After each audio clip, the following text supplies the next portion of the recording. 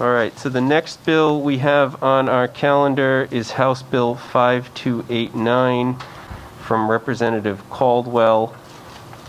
Madam Clerk, is she available to testify? She is. She's going to come on as soon as I call her. Okay. We'll just be at ease for a moment while we wait for Representative Caldwell. There are two witnesses that are also signed up on this bill. Maybe I could introduce the bill and we could let them testify if they're available. Hillary Friedman and I know Secretary Gorba was not going to be available till 5, but if we could get Ms. Friedman on the phone. I called her twice. She's not answering. She's not available. Okay. Well, we'll give Representative Caldwell another minute or two here, and then we'll put her bill in play. She said, a witness is answering me right now. Give me a minute. Okay. And we can't call Secretary Gorba for half an hour. Yes, Jason Martesian will email me. Welcome, Representative Caldwell. Oh, hi, thank you. Hi. We're about to, I haven't introduced your bill yet. We were just waiting for you. Oh, thank you so much, and congratulations, Chairman. I have not seen you since your new appointment, so it's a pleasure to be here. Thank you. Representative Caldwell's bill is House Bill 5289. It would permit campaign funds to be used to pay all child care expenses that are incurred as a direct result of campaign activity. Representative Caldwell, the floor is yours. Thank you so much, Chairman. I know that some folks have also sent in testimony to all of you in favor, like our General Treasurer and the Secretary of State and the ACLU. So I want to thank them for that, and I'm sure some of them will be here to testify as well. So this bill is relatively simple. It would allow candidates to use their campaign funds, so money that they raise for their campaigns, to pay for childcare expenses. I introduced this bill 2 years ago, right after I had been first elected, partly because during my campaign with my little kids, it was unclear about whether or not this was permitted in the state of Rhode Island. And so the FEC had made a ruling during that election cycle that federal candidates could do that. But when I and some other candidates called our local office here, the Secretary of State, it was like, we're not really sure, probably you could do it. And of course, like a diligent candidate, probably you could do it was not, reason enough where I felt comfortable to do that. So now I'm reintroducing it on my son's 9th birthday today, which is very exciting. So still with 2 little kids in need of childcare, because we really want to make sure that our bills surrounding campaign finance are both clear, and we have an opportunity to be really proactive in terms of equity. So this bill also really aims to make it easier for women to run for office. You know, women like myself are often the primary caretakers of their children. And so childcare is a huge barrier when we think about the amount of time that it takes us to run for office and to run a successful campaign for office. You know, oftentimes when I was invited to events, my husband and I would have to decide whether we would lose money because he would take time off of work, or we would pay money to pay a babysitter, or whether I would lose out on what was potentially a valuable opportunity, to win and run a campaign. So when we talk about equity, which all of us often do so much, we really want to make sure that our elected bodies are made up of diverse voices, and childcare is an essential part of that conversation. You know, when people donate to candidates like myself and the many other young parents who are in our General Assembly, a lot of times they're doing that because they want to make sure that voices like that have a seat at this table, that when we're making our state laws.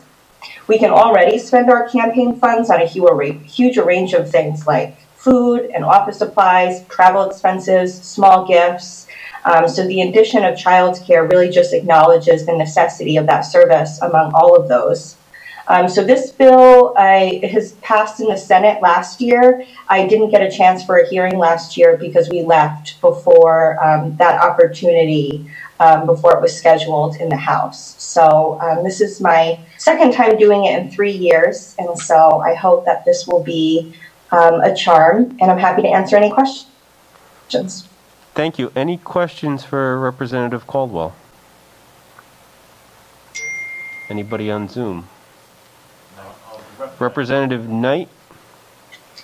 Thank you, Mr. Chairman. No question, but I just want to add my voice to Representative Caldwell's and just say I think this bill is a great idea. I strongly support it.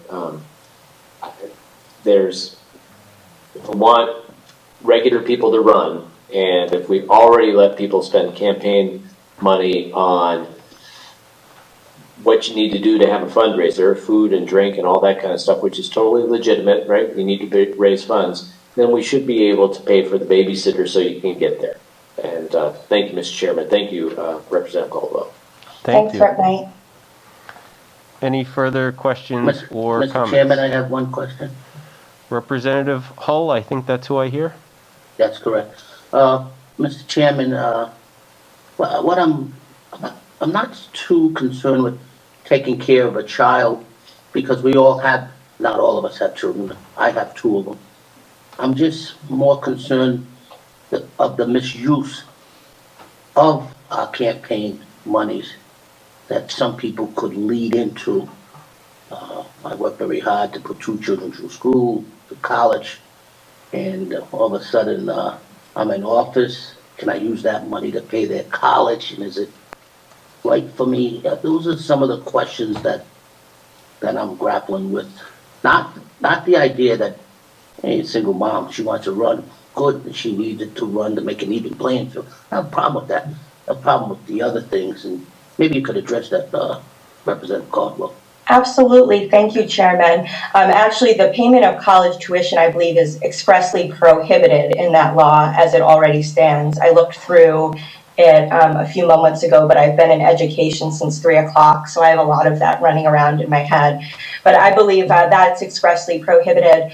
So in terms of the misuse, already, as Rep. Knight pointed out, we have a lot of opportunities to use our campaign funds, and the addition of child care doesn't really add any additional chances for misuse. Right now, any of us could hire consultants and pay them whatever they wanted, and they could do whatever we wanted, and that is completely legal, right, with our campaign funds. And so I believe there's also a provision in there in the campaign finance law that says that we can't use our funds to pay immediate family members for their services. So this isn't something where someone could pay their spouse for babysitting services while they were out doing campaign activities. So this really just adds one extra piece of what people can spend their money on,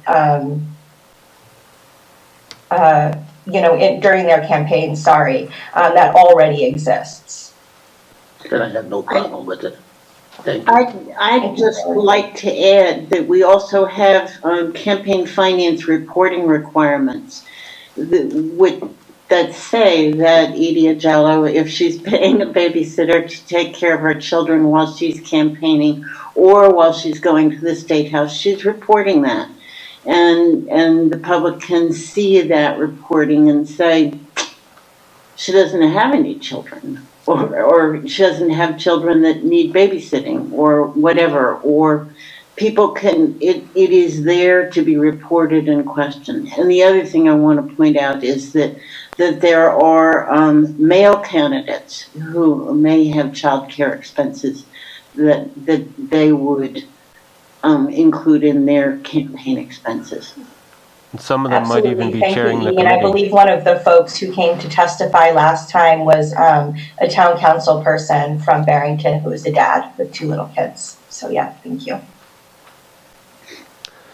I was going to say some of them might even be chairing this committee and have little kids. I didn't want to overstep any boundaries by mentioning that in my testimony, but thank you. No, and I think it's also worth noting with response to Representative Hull's question that there is a caveat here in the language that you have to show that the expenses were incurred as a result of campaign activity or an office holder's responsibilities. So that combined with the campaign finance reporting, I think would make it pretty difficult for somebody to try and get college tuition or private school tuition paid for out of a campaign account. I thank you for that, Mr. Chairman, because most people won't understand it. And now that you explained it, it's a lot easier for people to understand now than, just another line item in a bill. Thank you, Mr. Chairman. Thank you, Chairman. Okay, any further questions for Representative Caldwell? All right, there are 2 witnesses signed up in support. I'm not sure if either witness is available to testify. It doesn't appear so. Hillary Levy Friedman from Rhode Island National Organization of Women has signed up in support of the legislation, and Secretary of State Nelly Gorba has also signed up in support of the legislation, but she is in another meeting right now and is not available to testify, but did want her support noted on the record. So that will conclude testimony on House Bill 5289, and that's the last bill on our calendar, so I'll entertain a motion to adjourn. Second. Moved by Representative Ackerman, second by Chair Corvese, and we are adjourned. Thank you.